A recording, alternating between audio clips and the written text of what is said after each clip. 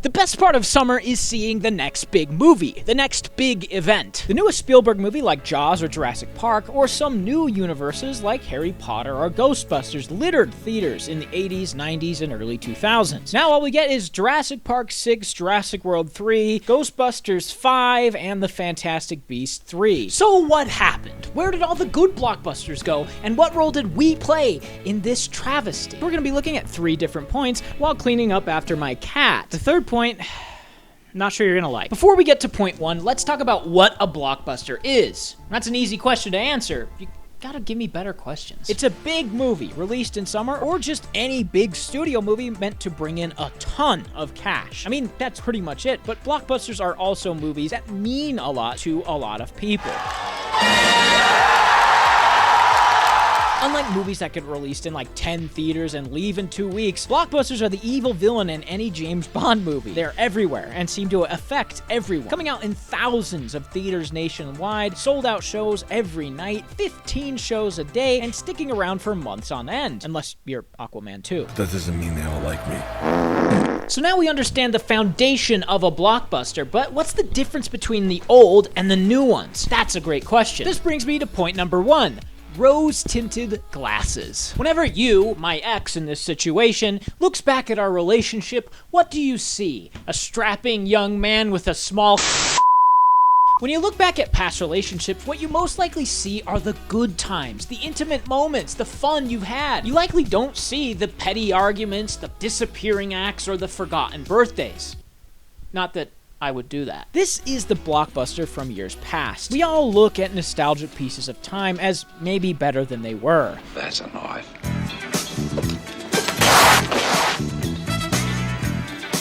What the hell? To prove this, first we look at the ones everyone loves. Here's just a few of the big movies from years long past. 1981, Superman 2, 82, Rocky 3, 83, Return of the Jedi, 84, Indiana Jones 2, 85, Rocky 4, 86, Karate Kid 2, 87, Beverly Hills Cop 2, 88, Crocodile Dundee 2, 89, The Batman, 91, Terminator 2, 93, Jurassic Park, 97, Titanic, 99, Phantom Menace, 2000, The Grinch, 2001, Harry Potter, and so on. And these are just one of the biggest of that year. There's also the millions of slasher movies in the 70s and 80s, the glut of westerns in the 50s and 60s, and now comic book movies in the 2010s and 2020s. Regardless of quality, these are beloved movies that are religiously watched today. Even I look at some of these as not only nostalgic, but as some of the best movies ever. Bringing me to point 2, the fling. We all love a good summer fling. We all love to hang loose and have fun, but don't try and tell me you don't think about your past relationships or the ones you just got out of for this one. Unfortunately, Ronnie, You said this word to happen. our summer fling is over.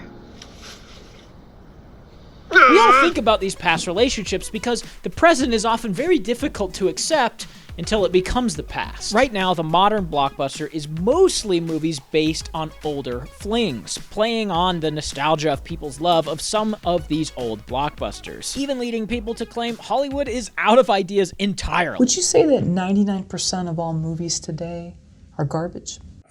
In an age where most movies are referred to as content, I would say that 99% of most movies are pretty bad. The big names right now are Marvel and DC, based on comics. Harry Potter is based on books, and Top Gun is based on Top Gun. I feel the need for speed.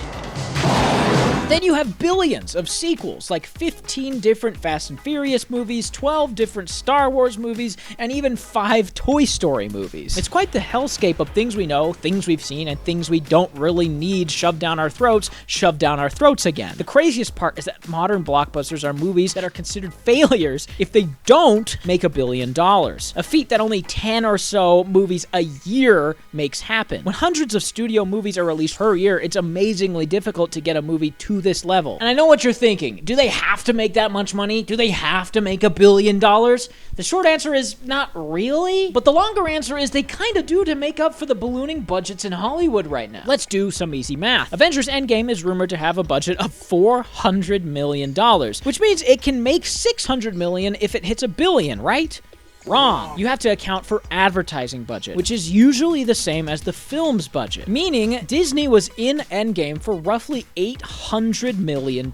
So if it doesn't make $1 billion, it's likely to lose money or gain next to nothing. The long short of this is, no, they don't have to make $1 billion, but when studios continue to push budgets higher and higher, you kinda do. Now, does the quality of recent blockbusters feel worse than it did back then? Yes, but maybe that's just because we're forgetting some of the bad things that came out back then. You could easily argue that Tim Burton's Batman is better than Batman vs. Superman, for example. But I think you could also easily argue that Robert Pattinson's The Batman is better than Batman Forever. Or all of Christopher Nolan's Batman movies are better than pretty much all of Joel Schumacher's Batman movies.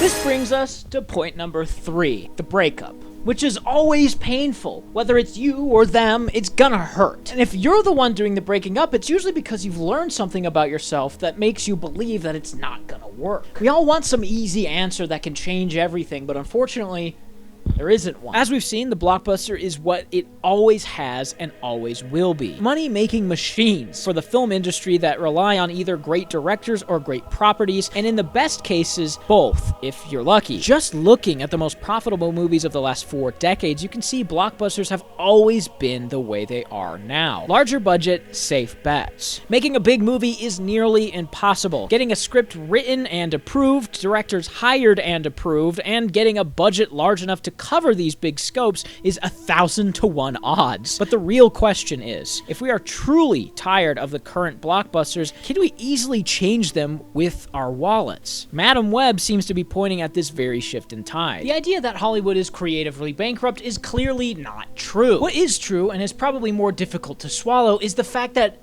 the problem is with us. Just like any business, movies follow the money, and until that dries up, we're just gonna continue to get the same thing over and over again.